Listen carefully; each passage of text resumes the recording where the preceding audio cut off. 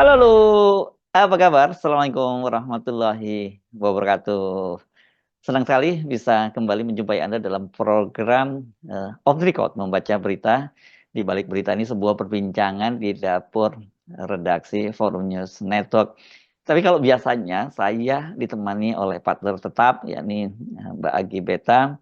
Kali ini saya ngobrol sendirian. Jadi saya ngobrolnya bersama dengan Anda semua ya, karena Mbak Agi itu hari ini kurang sehat gitu. Kita doakan dan saya mohon doanya agar Mbak Agi bisa kembali sehat dan kita ngobrol lagi yang seru, itu seru-seruan di membaca berita di balik berita. Dan saya kira tanpa mengurangi keseruan yang ada gitu ya. Pada awal pekan ini memang kita banyak sekali mendapat berita-berita atau membaca berita-berita yang cukup mengejutkan, dan saya ingin kali ini memilihkan dua topik saja buat Anda, yakni pertama tentang mundurnya kepala otorita dan wakilnya, wakil otorita IKN, dan juga kepastian bahwa Kaisang itu memilih untuk maju di Pilkada Jakarta ketimbang sebelumnya disebutkan bahwa akan jadi wali kota Solo. Kelihatannya mungkin tidak ada hubungan dua peristiwa ini, tetapi kalau kita lihat dari sisi politik, dua peristiwa ini sangat erat kaitannya, atau setidaknya peristiwa yang satunya itu akan mempengaruhi peristiwa yang lain. Karena bagaimanapun juga kan kalau kita ngomongin IKN dan juga kemudian pencalonan Kaisang sebagai gubernur atau wakil gubernur di DKI Jakarta itu kan dua-duanya itu sebenarnya proyek atau legacy yang ingin ditinggalkan Pak Jokowi. IKN jelas itu tadinya merupakan mimpi buat Pak Jokowi bahwa dia meninggalkan satu legasi besar terhadap bangsa ini yang berhasil memindahkan ibu kota dari Jakarta ke Kalimantan Timur. Nah, ini sebuah kawasan hutan yang berada di antara kota Balikpapan dan kota Samarinda yang kemudian diberi nama Ibu Kota Negara Nusantara, atau apa namanya kalau nggak salah Nusa Rimba begitu disebutnya ya. Nah, sementara Kaisang ini saya kira ini bagian dari dinasti yang juga ini akan jadi warisan Pak Jokowi. Jadi kalau kita membayangkan itu ada semacam mozaik dari dinasti Jokowi, maka eh, Kaisang ini akan menjadi puzzle atau keping puzzle terakhir untuk melengkapi mozaik dinasti keluarga Jokowi. Tentu saja puzzle yang paling besar sekarang ini sudah bisa kita lihat bentuknya adalah terpilihnya Gibran Rakabuming sebagai wakil presiden mendampingi Prabowo Subianto, dan itu sudah ditetapkan oleh eh, KPU. Jadi artinya tinggal menunggu waktu pelantikannya. Jadi tanggal 20 Oktober 2024. Tapi meskipun itu sudah dipastikan, sangat mungkin bisa banyak hal terjadi sebelum pelantikan itu, karena kalau kita lihat dinamika politik dan juga dinamika geopolitik global itu tentu saja akan sangat berpengaruh terhadap kondisi domestik di Indonesia, dan itu juga akan sangat berpengaruh pada politik di domestik kita. Nah, sementara kalau ini tadi puzzle yang berikutnya, kepingan puzzle berikutnya yang tanda-tandanya juga sudah mulai terlihat adalah menantu Pak Jokowi, yakni Bobi Arif, yang sudah mendapat tiket dan, atau bahkan penugasan dari DPP Partai Golkar untuk menjadi calon gubernur Sumatera Utara. Uniknya kan seperti kita tahu bahwa kendati dia sudah mendapat tiket resmi, bahkan berupa penunjukan dari DPP Golkar dengan menyingkirkan ketua DPD Partai Golkar Sumatera Utara, yakni Musa Rajeksa atau Ijek, itu ternyata kemudian Bobi kan malah menjadi kader Partai Gerindra. Jadi otomatis ya nanti dia akan dapat setidaknya dua tiket dong ya, satu dari Golkar dan kedua dari Gerindra. Artinya dia sudah punya satu tiket yang bisa dipastikan membuat dia nanti bisa berlaga pada pilkada serentak pada bulan November, tepatnya tanggal 27 November tahun 2024. Sementara Kaisang ini sekarang ini juga kelihatannya sudah mulai ada gambaran bahwa dia akan mengincar posisi di DKI Jakarta ini. Soal kepastian bahwa Kaisang ini bisa menjadi calon gubernur atau calon wakil gubernur itu menyusul putusan dari Mahkamah Agung yang mengabulkan permohonan dari Partai Garuda untuk berkaitan dengan PKPU atau peraturan KPU yang membatasi bahwa usia calon dari gubernur dan wakil gubernur itu 30 tahun, dan ini tentu norma yang diatur sebelumnya disebutkan bahwa 30 tahun itu pada saat penetapan dia menjadi calon. Nah, Kaisang ini kan lahir pada 25 Desember tahun 1994. Jadi nantinya kalau pilkadanya itu tanggal 27 November, ya dia pada saat ditetapkan, kan penetapan itu berarti sebelum tanggal 27 November usianya itu belum genap 30 tahun. Jadi ya dia tidak bisa harusnya menjadi calon gubernur atau calon wakil gubernur. Tapi dengan putusan dari Mahkamah Agung yang mengubah normanya bahwa bukan lagi pada usia 30 tahun saat ditetapkan, tetapi usia 30 tahun pada saat akan dilantik, ya, akan pada saat pelantikan. Jadi pastikan ini Kaisang itu akan lolos karena hasil penetapan perolehan suara saja itu akan jadwal sementara ini itu tanggal 16 Desember. Jadi saya kira dipastikan pelantikannya mungkin baru pada sampai sekarang kan belum ada kepastian, tetapi itu dipastikan pada saat nantinya Kaisang sudah berusia 30 tahun. Ini kan seperti dejavu dan mengingatkan kita dengan apa yang terjadi pada Gibran Rakabuming di Mahkamah Konstitusi, karena dia sendiri juga belum mencukupi usia 40 tahun, tapi normanya juga diubah. Jadi polanya ini bagus, sebenarnya persis banget apa yang dilakukan oleh Gibran maupun Kaisang itu. Hanya saja kalau Gibran pada waktu itu jalurnya dia lolos itu melalui Mahkamah Konstitusi, makanya sekarang Kaisang itu melalui Mahkamah Agung. Kalau tadinya Gibran itu yang menggugat adalah seorang mahasiswa dari Solo, kali ini yang menggugat adalah Partai Garuda, bukan PSI ya. PSI pokoknya tahu bersih, beres saja.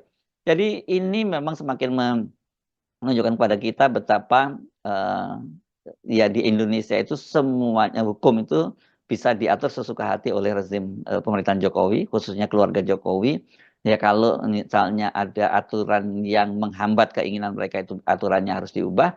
Tetapi kalau kemudian aturannya itu tidak ada yang mendukung keinginan mereka, ya aturannya harus dibuat. Itu saya kira jadi rumusan baku. Nah itu berita yang saya kira ya cukup menarik, dan kemudian ada kaitannya apa dengan Kaisang. Nah ini yang perlu kita bahas. Nah, dan ini berita ini cukup mengejutkan karena tadi pagi itu dalam sebuah jumpa pers, yakni Menteri Sekretaris Negara Profesor Pratikno itu didampingi oleh Menteri PUPR Basuki Hadi Mulyono dan Wakil Menteri ATR Raja Juli Antoni, Wakil Menteri ATR dan juga Wakil Kepala BPN ya. Ini adalah kader PSI. Ketiganya katanya baru saja dipanggil oleh Presiden Jokowi dan diberitahu bahwa Wakil Kepala Otorita IKN Doni Rahayu itu mengundurkan diri, dan kemudian tidak lama berselang disusul oleh Kepala Otorita IKN Bambang Susantono, itu dua-duanya mengundurkan diri. Tidak disebutkan kapan tepatnya pengunduran diri, tapi menurut penjelasan dari Mensesnek itu beberapa waktu sebelumnya, dan kemudian Presiden sudah menunjuk pelaksana tugasnya yakni Menteri PUPR Basuki Hadi Mulyono sebagai PLT dari Kepala Otorita IKN, dan kemudian Wakil Menteri ATR yakni Raja Juli Antoni itu sebagai Wakil Kepala Otorita IKN. Sekarang kita simak penjelasan dari Menteri Sekretaris Negara Profesor Pratikno. Jadi baru saja Bapak Presiden memanggil Pak Menteri PUPR dan Pak Wamen ATR. Jadi ini terkait dengan kepemimpinan di otoritas IKN. Di beberapa waktu yang lalu, Bapak Presiden menerima surat pengunduran diri dari Pak Doni Rahayu selaku Wakil Kepala Otoritas IKN. Kemudian beberapa waktu berikutnya Pak Presiden juga menerima surat permohonan pengunduran diri dari Bapak Bambang Susantono sebagai Kepala Otoritas IKN. Nah, pada hari ini telah terbit keputusan Presiden tentang pemberhentian dengan hormat Bapak Bambang Susantono sebagai Kepala Otorita IKN dan juga Bapak Doni Rahayu sebagai Wakil Kepala Otorita IKN, disertai ucapan terima kasih atas pengabdian beliau-beliau. Dan sekaligus Presiden mengangkat Menteri PUPR Pak Basuki sebagai PLT Kepala Otorita IKN dan juga mengangkat Wakil Menteri ATR, Wakil Kepala BPN sebagai Wakil Otorita IKN.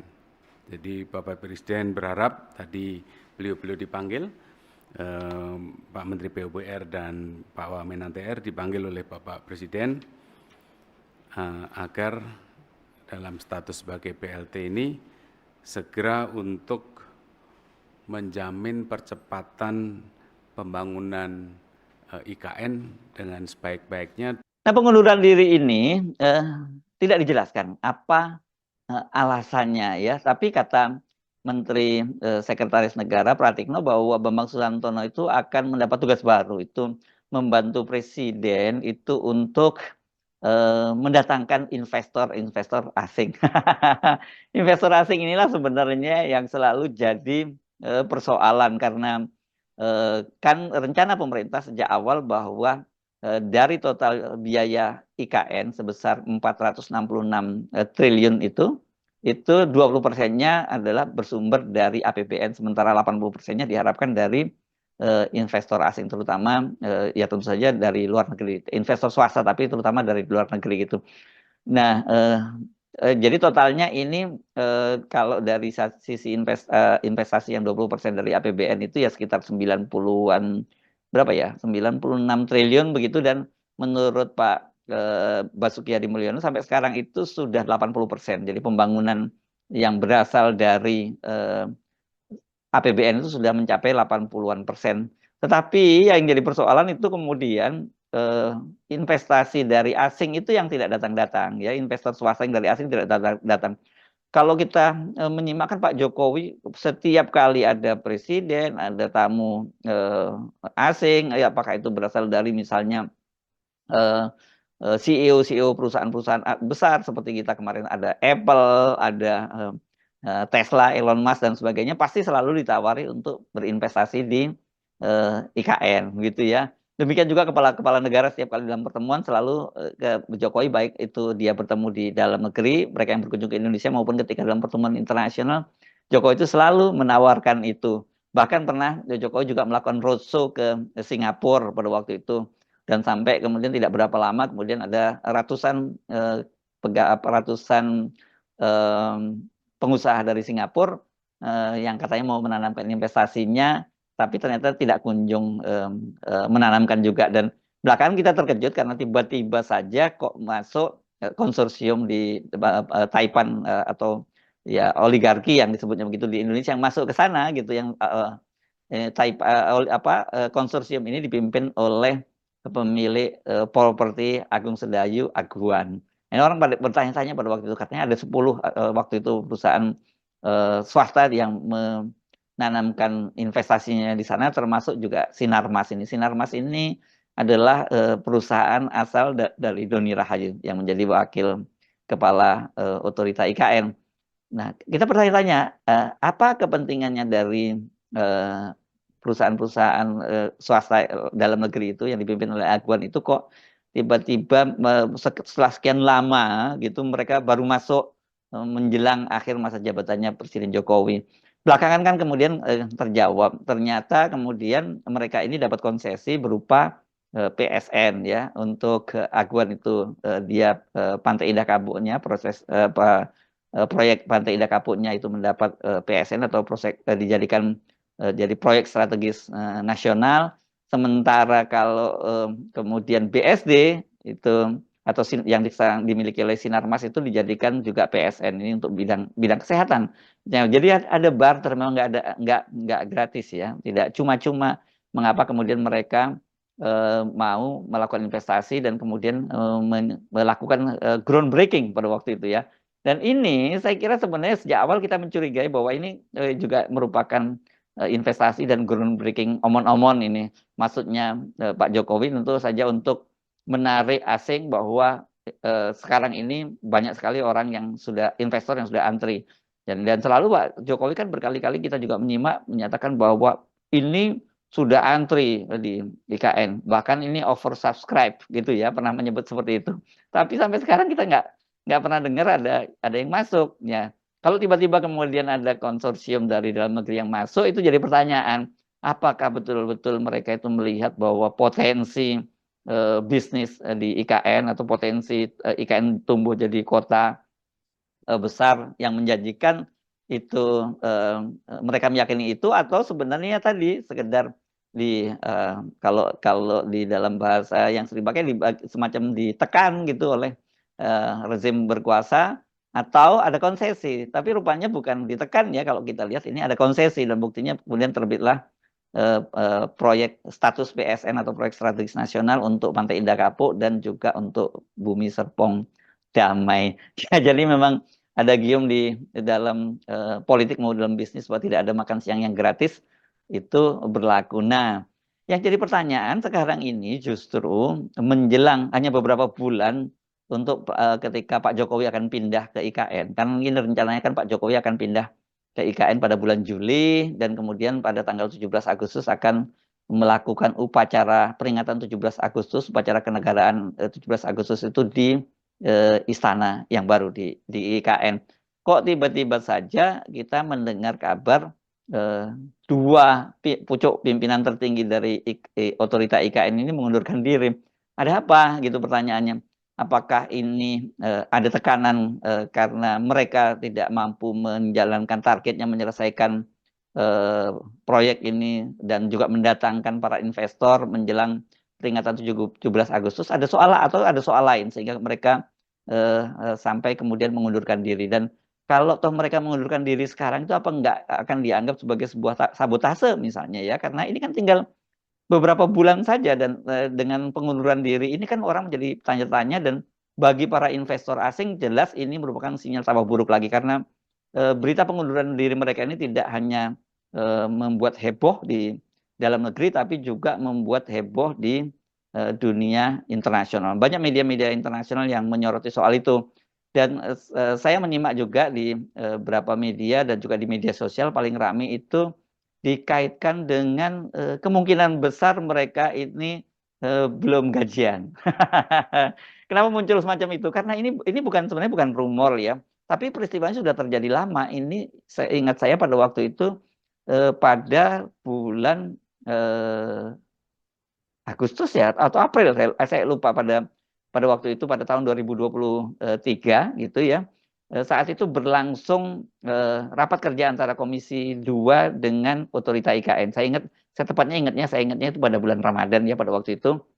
Dan seorang anggota dari Komisi 2 dari fraksi PDIP, Ihsan Yunus, waktu itu menanyakan apakah betul dia mendengar kabar banyak sekali pegawai di otorita IKN itu yang belum gajian. Saya mau konfirmasi, kembali lagi masalah human resource. Apakah betul ada teman-teman yang sudah bekerja lama dan belum dibayar? Itu kami minta konfirmasi, Pak. Apalagi bulan puasa begini, mau lebaran, nggak ada gajian, zolim kami, Pak. Kita zolim, Pak. Kalau Pak Ustadz Al-Mukarram Gus Pardi Gaus pernah ngajarkan ke saya, maka bayarlah para pekerja sebelum keringat itu kering. Itu hadis sahih, betul ya Ustadz ya? Maka kalau kita buat turunannya, ya, kita buat tafsirnya ke bawah, dari hukum fikih yang ada 5 itu, ya, haram, halal, makruh, mubah, sunnah. maka yang menunda itu haram, Pak. Jadi bukan tidak membayar, menunda saja haram hukumnya, Pak. Ya. Jadi tolong dikonfirmasi apakah betul ya, ada yang belum dibayar sampai bulanan. 3 bulan, 2 bulan, 4 bulan, 5 bulan, 6 bulan. Kalau belum segera bayar, Pak. Mumpung ini lagi bulan Ramadan, Bapak masih banyak dapat ampunan. Amin. Ini sangat menarik ini apa yang ditanyakan oleh Ihsan Yunus. Dan apa jawaban Bambang Susantono pada waktu itu? Dan dia menyatakan itu, dia membenarkan bahwa itu betul terjadi, bahkan dia sendiri katanya Bambang Susantono bersama Doni Rahayu itu sudah 11 bulan tidak menerima gaji. Saya ingin mengkonfirmasi tadi sebetulnya tentang apakah ada yang belum dibayar, Pak. Ya, kami harus jujur menyatakan bahwa kami masih menunggu Perpres tentang hak keuangan eselon 1 dan turunannya pada saat ini. Ya. Kalau boleh jujur juga, saya dan Pak Doni juga butuh waktu 11 bulan hingga kami mendapatkan salary. Gitu. Jadi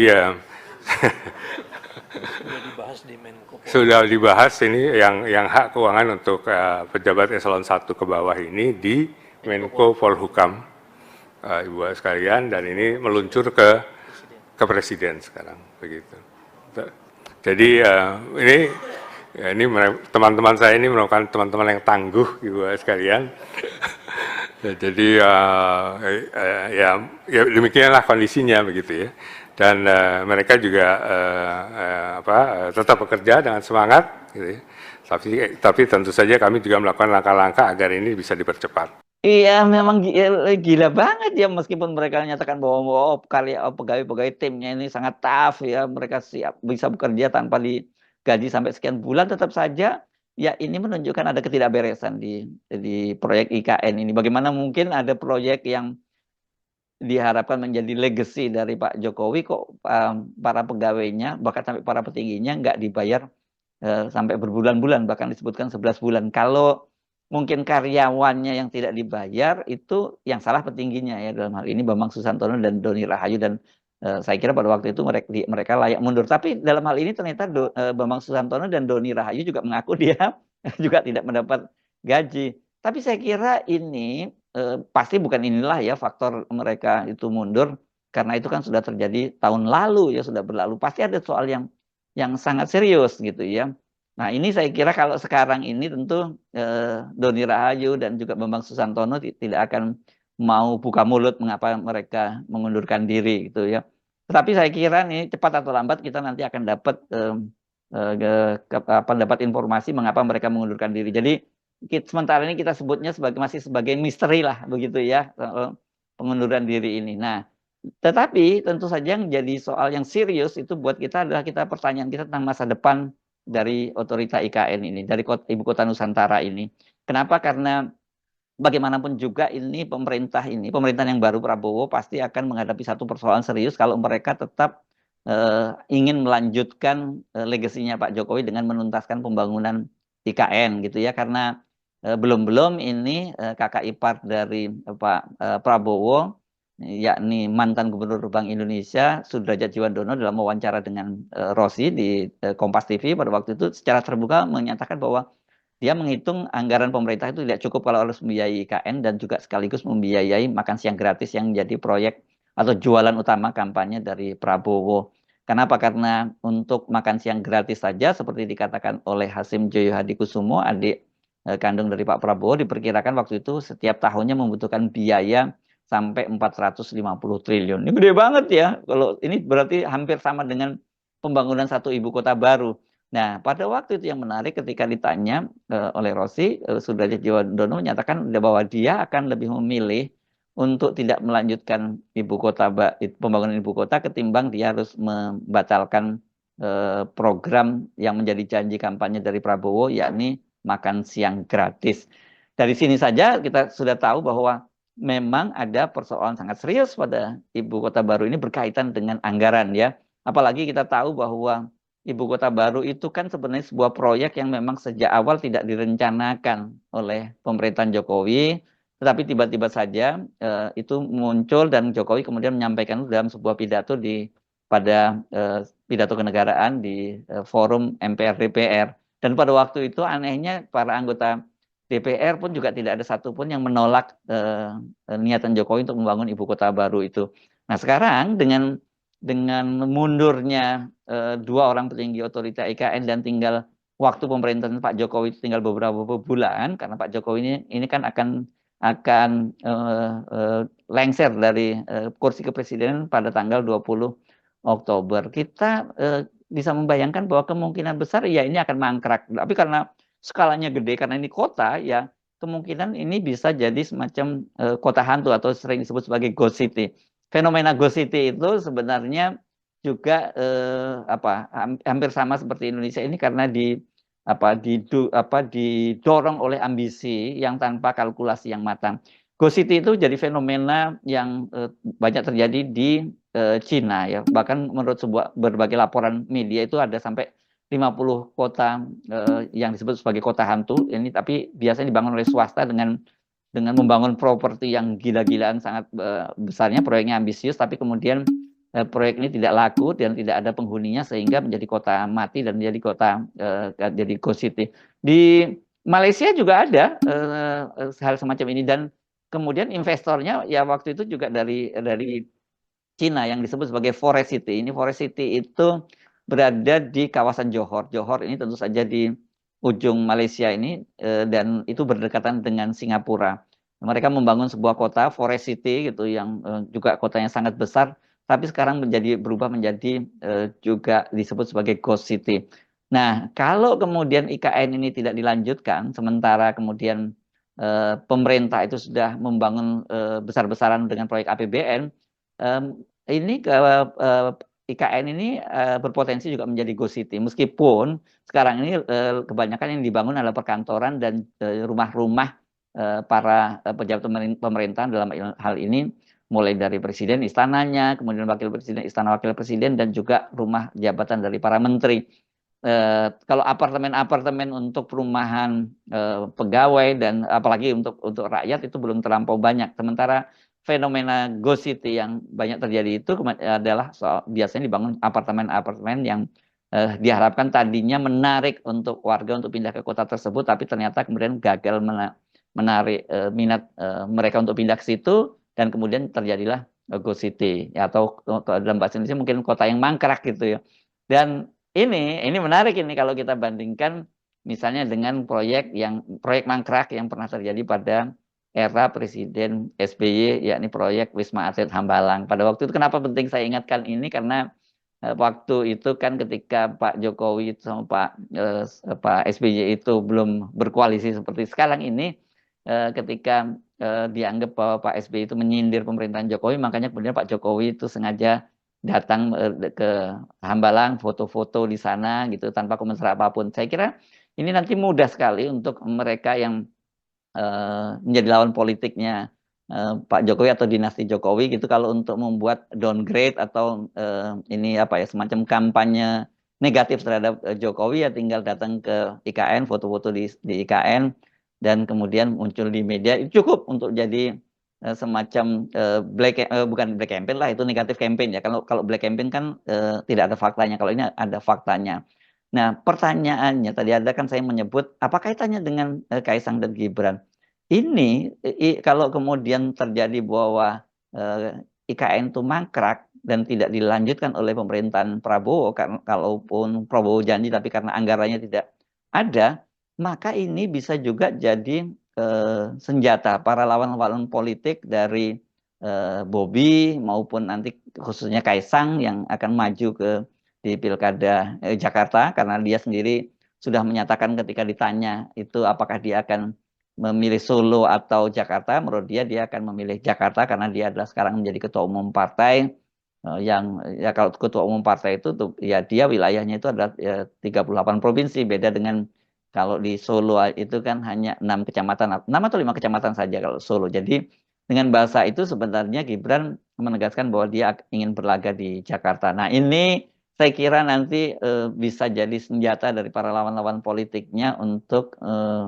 membuat kampanye negatif terhadap Jokowi dan dinastinya, dalam hal ini Kaisang Pangarep. Jadi begitulah cerita tentang ibu kota negara baru Indonesia yang saya kira mungkin nanti akan hanya jadi cerita tentang bagaimana suatu waktu dulu kita pernah punya seorang presiden yang bernama Joko Widodo yang punya ambisi untuk membangun ibu kota baru tapi tanpa perhitungan yang matang, tanpa ada AMDAL, pokoknya yang penting kerja kerja kerja, dan kemudian itulah yang terjadi menjadi Ghost City. Itu mungkin nantinya kita bisa membayangkan akan terjadi semacam itu kalau melihat situasinya saat ini. Sebenarnya kalau soal proyek mangkrak banyak sekali ya. Jokowi juga punya proyek-proyek seperti pembangunan bandara, pelabuhan dan sebagainya yang sekarang juga jadi mangkrak. Banyak sekali bandara-bandara yang tadinya disebutkan atau disiapkan untuk menjadi bandara internasional ternyata kemudian malah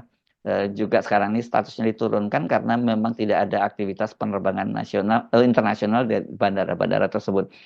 Saya kira apa yang bisa kita ambil dari hikmahnya dari beberapa peristiwa ini yang terjadi hari-hari ini dan kita prediksi itu akan punya dampak jangka panjang terhadap politik dinasti Jokowi, ya bahwa kerja itu tidak hanya cukup kerja saja, tapi harus ada konsep yang didahului konsep dan kemudian juga ada pertimbangan-pertimbangan yang disebut sebagai feasibility study, juga pertimbangan tentang bagaimana daya dukung alam dan sebagainya. Saya Subhan Arif dari Forum News Network. Sampai ketemu lagi. Wassalamualaikum warahmatullahi wabarakatuh. Kita nolkan semuanya.